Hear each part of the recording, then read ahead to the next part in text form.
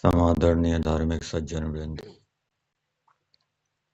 आज हम गायत्री मंत्र के ऊपर विचार करेंगे।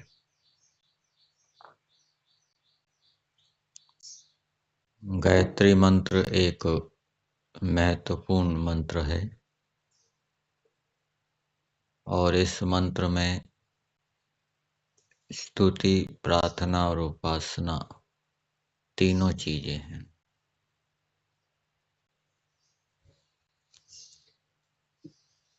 संध्या के समय गायत्री जप का विधान किया गया है।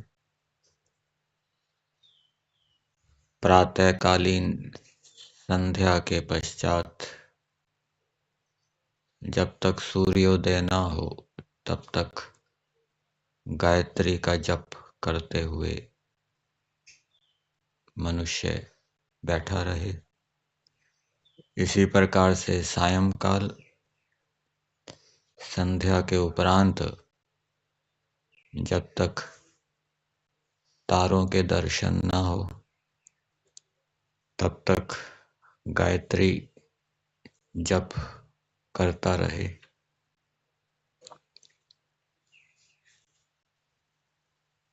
यज्ञ में भी अधिक आहुति यदि देनी हो तो वहां पर भी गायत्री मंत्र का विधान किया गया है। गायत्री मंत्र के माध्यम से दैनिक अग्निहोत्र करके फिर अधिक आहुतियां जो देना चाहे गायत्री मंत्र से अथवा विश्वानी देव मंत्र से आहुतियां दी जाए। संध्या उपासना की जो विधि है उसमें भी गायत्री मंत्र का समावेश है। तो गायत्री मंत्र का प्रयोग करते समय हमें गायत्री मंत्र का अर्थ आना चाहिए। उसके अंदर जो भिन्न भिन्न पद आए हैं उनके अर्थों का बोध हमें होना चाहिए और उसके पश्चात इस मंत्र का अन्वय कैसे हो उसको भी जानना चाहिए। इस मंत्र के अंदर ईश्वर की स्तुति, प्रार्थना, उपासना है और स्तुति प्रार्थना से पहले ईश्वर को संबोधित करना चाहिए। मंत्र के अंदर कोई संबोधन तो है नहीं, तो इसलिए अलग से संबोधन का हम प्रयोग करेंगे। अन्वय क्या होगा उसको जानने का प्रयास करेंगे। हे सर्वरक्षक परमेश्वर, ये संबोधन हो गया। भवान भूर्भुवः स्वः वर्तते। आप भू हैं, स्वयंभू हैं, भुवः है, कभी दुखी नहीं होते, स्वः है, सदा आनंदित रहते हैं। ये एक वाक्य हो गया। फिर अगला वाक्य, यहां पर भी संबोधन लगाना चाहिए।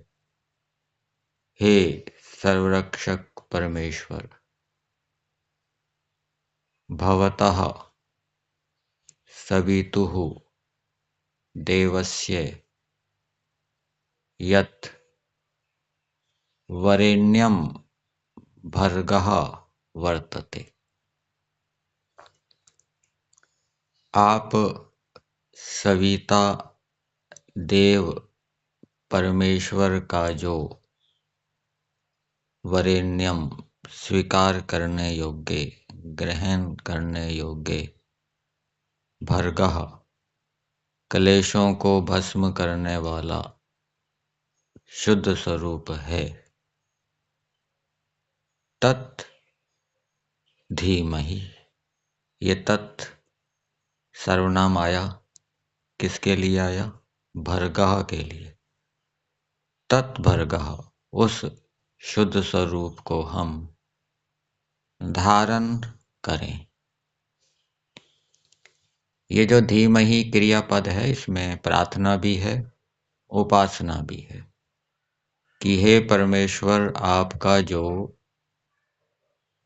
शुद्ध स्वरूप है, आपके जो उत्तम गुण कर्म स्वभाव हैं, आप जो न्यायकारी हैं, आप जो धार्मिक हैं, आप जो परोपकारी हैं, आप जो आनंदित हैं, उस शुद्ध स्वरूप को हम धीमहि धर्म पूर्वक, आपकी आज्ञा पूर्वक धारण करें। हम भी न्यायकारी बने, धार्मिक बने, और ये निरंतर धारण करें, ये भी जोड़ेंगे। निरंतर हम धारण करें, ये आपसे विनती है, प्रार्थना है। धियो यो नः प्रचोदयात्, ये अब अगला वाक्य है। इस वाक्य में केवल प्रार्थना है, जिससे कि हे परमेश्वर, आप हमारी बुद्धि को प्रेरित कीजिए, उत्तम गुण कर्म स्वभावों में प्रेरित कीजिए। ऐसे न्यायकारी गुण को हम निरंतर धारण करें, तो इस न्यायकारी गुण के विषय में आप हमारी बुद्धि को प्रेरित कीजिए। अर्थात इस गुण के विषय में हमें विज्ञान उत्पन्न हो जाए, श्रद्धा उत्पन्न हो जाए, फिर हम निरंतर श्रद्धा पूर्वक इस गुण को धारण किए रहें, कभी इस गुण के विरुद्ध आचरण ना करें, संकल्प आदि भी ना लेना पड़े, स्वाध्याय आदि भी ना लेना पड़े, ऐसी हमारी दृढ़ मजबूत स्थिति हो जाए। गायत्री मंत्र में बताया जाता है कि बुद्धि की प्रार्थना की गई है कि हे परमेश्वर, आप हमें श्रेष्ठ बुद्धि दीजिए। इसका अर्थ ये भी लिया जा सकता है कि गायत्री मंत्र का जप करने से बुद्धि का सामर्थ्य बढ़ता है। बुद्धि का सामर्थ्य क्या है? स्मरण शक्ति अच्छी होना, कठिन से कठिन विषय को भी समझ लेना। लेकिन यहाँ उस बुद्धि की प्रार्थना नहीं की गई। बुद्धि के गोलक को परमेश्वर उत्तम बना दे, बढ़िया बना दे, सामर्थ्यवान बना दे, ये प्रार्थना नहीं की गई। क्या प्रार्थना की गई है? बुद्धि दीजिए, श्रेष्ठ बुद्धि दीजिए, श्रेष्ठ ज्ञान दीजिए, श्रेष्ठ विज्ञान दीजिए, अपनी विद्या दीजिए, जो कि शाब्दिक ज्ञान और अनुमानिक ज्ञान से अलग प्रकार का ज्ञान होता है, जिसको विद्या कहते हैं, जो कि परमेश्वर के पास होती है। उस विद्या को हमें भिन्न भिन्न उत्तम गुण कर्म स्वभावों के विषय में दीजिए, जिससे कि उन उत्तम गुण कर्म स्वभावों को हम श्रद्धा पूर्वक दृढ़ता से धारण किए रहें। अब गायत्री मंत्र के पदों के अर्थों के ऊपर कुछ विचार करते हैं। क्या हमने वाक्य बनाया था? अन्वय क्या किया था? हे सर्वरक्षक परमेश्वरः भवान् भूर्भुवः स्वः वर्तते भवतः सवितुः देवस्य यत् वरेण्यं भर्गः वर्तते तत् धीमहि। यत् का अध्ययन किया, वर्तते का अध्ययन किया, भवान का अध्ययन किया और ये अन्वय हमने पूरा कर दिया। तो सबसे पहले आया सर्वरक्षक। परमेश्वर सबकी रक्षा करने वाला है। सामान्य रूप से भी परमेश्वर सबकी रक्षा करता है और विशेष रूप से परमेश्वर अपने भक्तों की रक्षा करता है। जो बाहर से आक्रमण होते हैं, भूतों के, प्राणियों के, पृथ्वी जल अग्नि वायु आदि के, उन आक्रमणों से परमेश्वर अपने भक्तों को ज्ञान विज्ञान देकर रक्षा करता है, जिससे कि उन आक्रमणों से वो अपना बचाव कर लेते हैं। आंधी आ गई, तूफान आ गया, प्रदूषण हो गया, तो विशेष बुद्धि परमेश्वर के भक्तों के पास होती है, जिससे कि वो उनके आक्रमणों से अपने आप को बचा लेते हैं, घायल नहीं होते, क्षतिग्रस्त नहीं होते, रोगी नहीं होते। अंदर के भी आक्रमण होते हैं, अंदर भी शत्रु बैठे हैं, काम क्रोध लोभ मोह भय शोक। तो परमेश्वर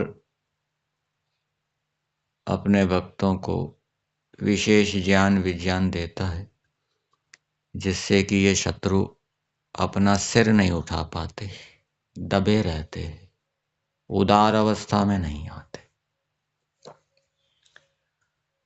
और सामान्य रूप से तो परमेश्वर सब जड़ चेतन पदार्थों की रक्षा कर ही रहा है। सभी प्राणियों को जीने के लिए खाना पीना मिल रहा है, उनके शरीरों के अंदर प्राण चल रहे हैं ईश्वर की व्यवस्था से, जिससे कि वो जी रहे हैं, उनके खाए हुए का पाचन आदि हो रहा है, उनके शरीरों को शक्ति मिल रही है। इस रूप में ईश्वर सबका पालन कर रहा है, चेतन प्राणियों का। जड़ पदार्थों की भी परमेश्वर रक्षा कर रहा है। सब लोक लोकांतर हैं, वो नियम से व्यवस्थित घूम रहे हैं, आपस में टकराते नहीं। ये सब ईश्वर की व्यवस्था है। फिर आया भू। हे परमेश्वर आप भू हैं। भू शब्द के 3 अर्थ किए जाते हैं। महर्षि दयानंद जी ने 3 अर्थ किए हैं। उन अर्थों को याद करना चाहिए, फिर प्रयोग करना चाहिए, उनके ऊपर विचार करना चाहिए। एक अर्थ है स्वयंभू, दूसरा अर्थ है प्राणों का आधार, प्राणों का प्राण, और तीसरा अर्थ है प्राणों से प्रिय। तो परमेश्वर स्वयंभू है, अर्थात परमेश्वर का कोई कारण नहीं है, परंतु परमेश्वर सबका कारण है। परमेश्वर सबका कारण है मतलब सब जगत का कारण है। सब में जीवात्माएं भी आ सकती है, प्रकृति भी आ सकते हैं, लेकिन वो भी नित्य है, वो तो उत्पन्न होते नहीं।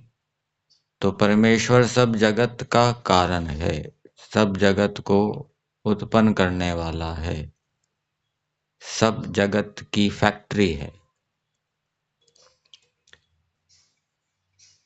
उत्पन्न करने वाला सब जगत की फैक्ट्री है। जैसे फैक्ट्री के अंदर मशीनें होती है, मशीनें वस्तुओं को उत्पन्न करती है। परमेश्वर खुद ही मशीन है, उसको मशीनों की आवश्यकता नहीं है। वो अपनी शक्तियों से प्रकृति के माध्यम से संसार के पदार्थों को बनाता है। पृथ्वी जल अग्नि वायु आकाश भिन्न भिन्न लोकांतर परमेश्वर ने बनाए। समुद्र बनाए, एक पृथ्वी तल पर समुद्र है और एक अंतरिक्ष में समुद्र है। समुद्र बनाए, समुद्रों का निवास स्थान बनाया। पृथ्वी तल, जो पृथ्वी पे विद्यमान समुद्र है, उसका घर है। अंतरिक्ष अर्णव का घर है। अर्णव जो कि अंतरिक्षस्थ समुद्र है, उसका घर क्या है? अंतरिक्ष। और एक हृदय रूपी समुद्र है, उसको भी समुद्र कहा जाता है, उसको भी परमेश्वर बनाता। समुद्र के अंदर परमेश्वर ने अग्नि का निवास स्थान किया है।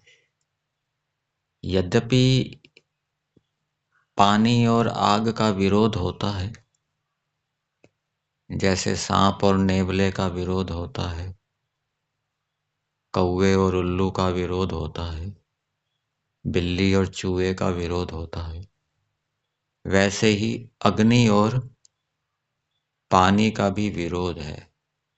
परंतु देखिए, परमेश्वर ने अग्नि का घर समुद्र बनाया।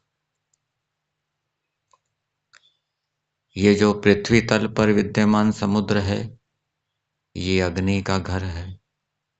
और अंतरिक्ष में विद्यमान जो समुद्र है, जिसको अर्णव कहते हैं, वो भी अग्नि का घर है। कौन सी अग्नि? विद्युत रूपी अग्नि। पानी की दो बूंदें आपस में टकराएगी,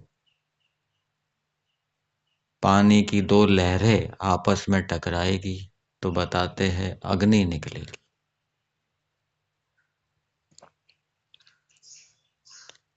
और ये जो अंतरिक्षस्थ समुद्र में विद्यमान अग्नि है, उसका आह्वान किसान लोग करते हैं। उस विद्युत, जब वो विद्युत कड़कती है और उससे जो बताते हैं खाद आदि उत्पन्न होते हैं, और वो वर्षा के साथ जब नीचे आते हैं, तो पेड़ पौधे बहुत तेजी से बढ़ते हैं।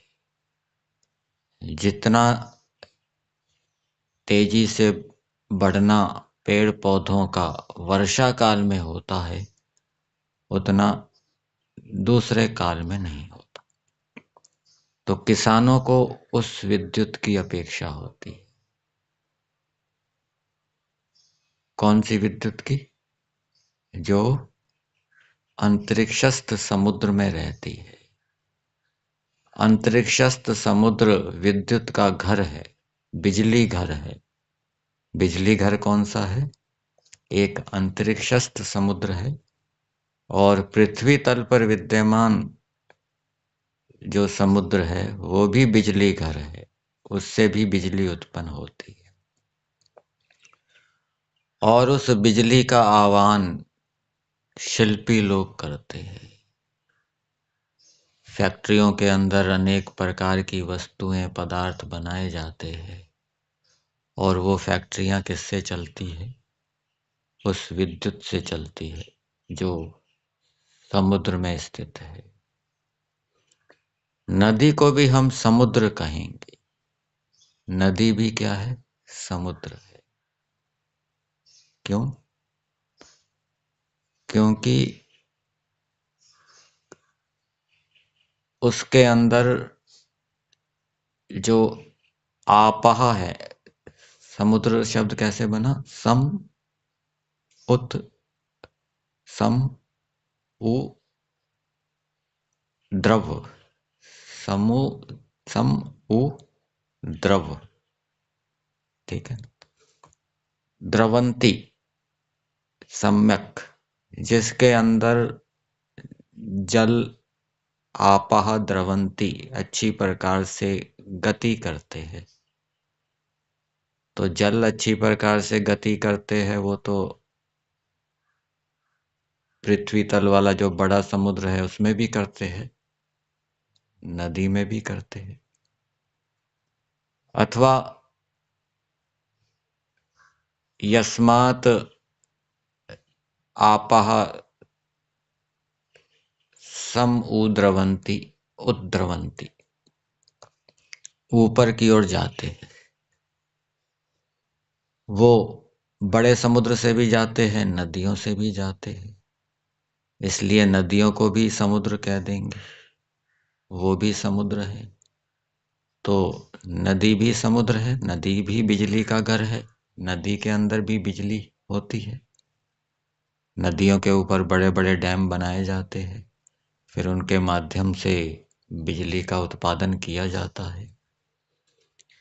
तो परमेश्वर ने अंतरिक्ष को समुद्र का घर बनाया, समुद्र को बिजली का घर बनाया, पृथ्वी तल को समुद्र का घर बनाया, और पृथ्वी तल पर जो समुद्र है उसको भी बिजली का घर बनाया। और उस बिजली का उपयोग, दोनों प्रकार की बिजली का उपयोग शिल्पी लोग और किसान लोग करते हैं। एक हृदयस्थ समुद्र है, हृदय रूपी समुद्र। उस समुद्र के अंदर भी लहरें उठती है।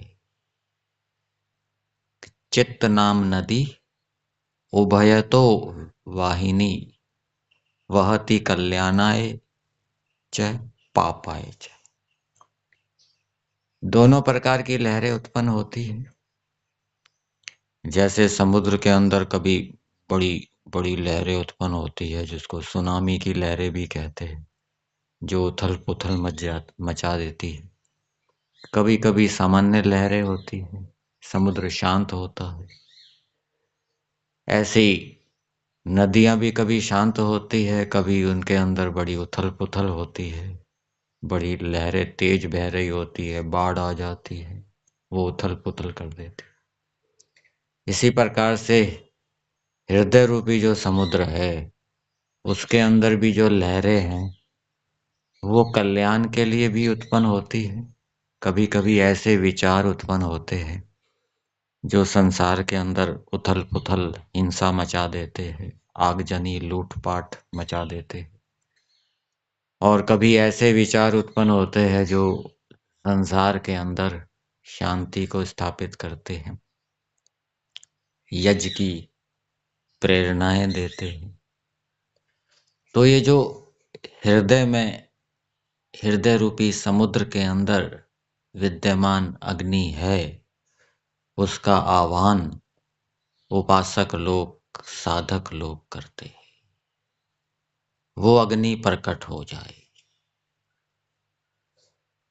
जैसे अंतरिक्षस्थ समुद्र में जब विद्युत रूपी अग्नि प्रकट होती है तो उसका लाभ किसान लोग उठाते हैं। जैसे पृथ्वी तल पर विद्यमान समुद्र में जब अग्नि प्रकट होती है तो उसका लाभ शिल्पी लोग उठाते हैं, अपनी फैक्ट्रियों को, यंत्रों को चलाते हैं। ऐसे ही जो योगी लोग हैं, उपासक लोग हैं, वो इस हृदय रूपी समुद्र में विद्यमान अग्नि का आह्वान करते हैं कि वो अग्नि क्या है, प्रकट हो जाए।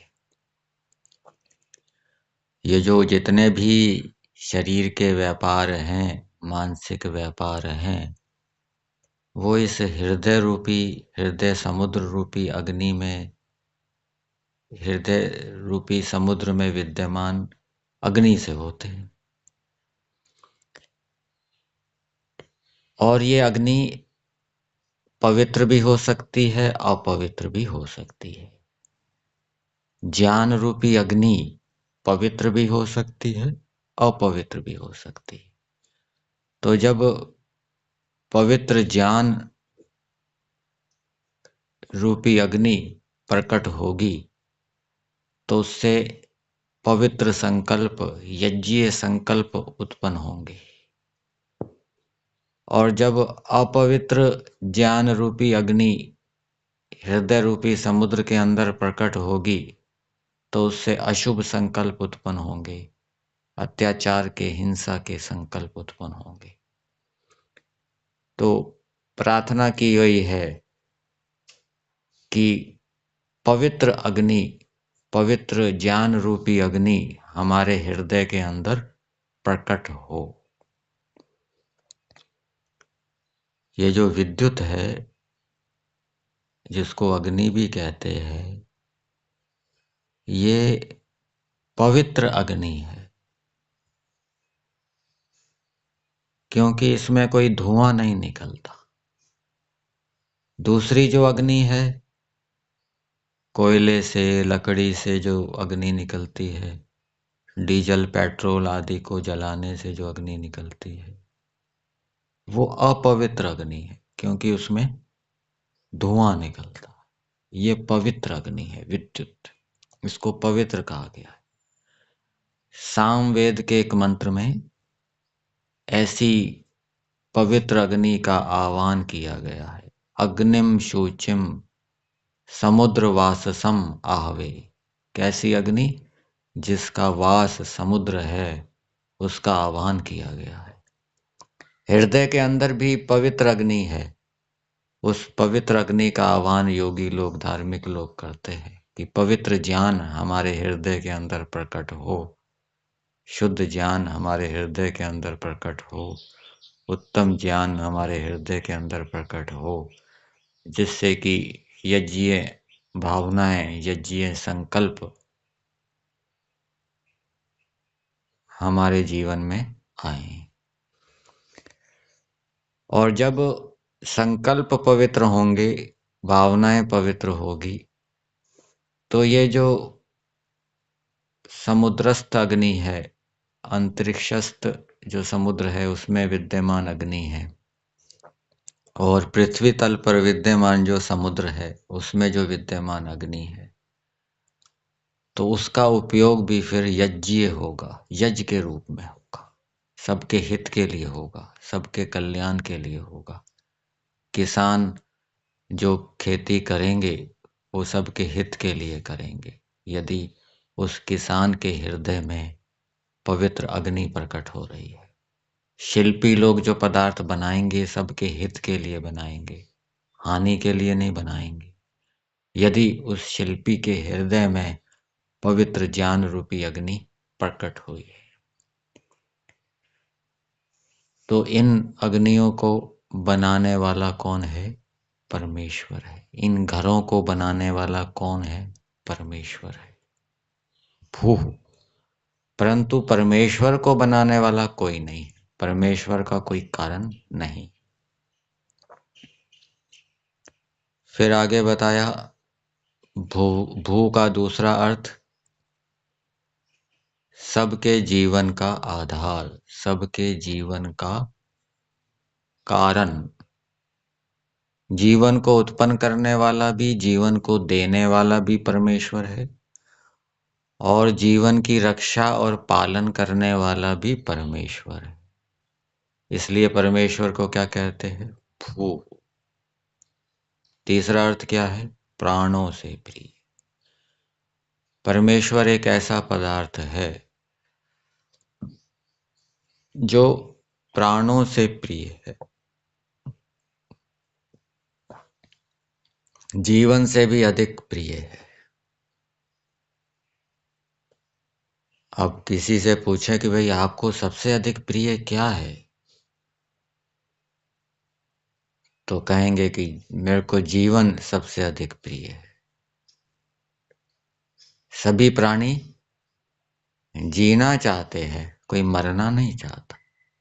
सबकी ये इच्छा होती है, कामना होती है, मैं जीऊं, मरूं नहीं। जीवन उनको प्रिय होता है। लेकिन ये पूछा जाए कि जीवन से भी अधिक प्रिय क्या है?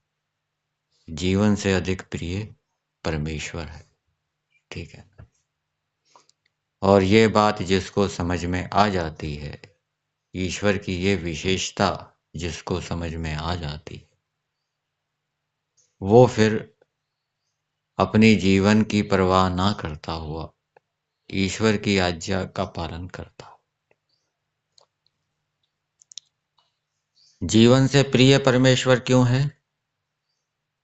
क्योंकि यदि परमेश्वर की आज्ञा का पालन करेंगे तो ये जीवन भी सुखी होगा और अगला जीवन भी सुखी होगा।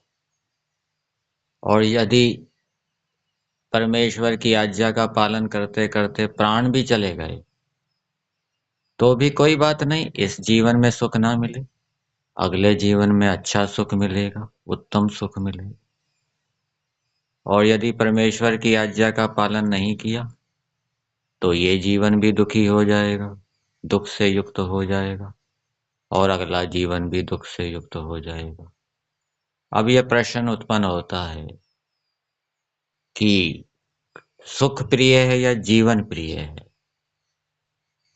दुख प्रिय है या जीवन प्रिय है? तो जीवात्माओं को दुख प्रिय नहीं है, और यदि जीवन दुख से युक्त हो गया तो फिर जीवन भी प्रिय कहाँ होगा? जीवात्मा को सुख प्रिय है, और जब जीवन सुख से युक्त होता है तब जीवन प्रिय होता है। यदि जीवन दुख से युक्त हो जाए तो फिर जीवन प्रिय नहीं होगा। जिसको कोई सुख की आशा नहीं है, कहीं से भी सुख मिल जाए कोई आशा नहीं है, फिर वो जीना नहीं चाहेगा, वो सुसाइड करेगा, आत्महत्या करेगा। तो जीवात्मा को क्या है? सुख प्रिय है, दुख प्रिय नहीं है। और कैसा सुख प्रिय है? स्थायी सुख प्रिय है। वो स्थायी सुख चाहता है, क्षणिक सुख नहीं चाहता। और वो किससे मिल सकता है? वो ईश्वर से ही मिल सकता है, और कोई साधन है नहीं। इसलिए ईश्वर क्या है? जीवन से भी अधिक प्रिय है। तो ये तीन अर्थ हो गए भू के। एक स्वयंभू, दूसरा सबके जीवन का आधार, सबके जीवन का कारण, जीवन को देने वाला, उनका पालन करने वाला, और तीसरा प्राणों से भी अधिक प्रिय। यहीं तक।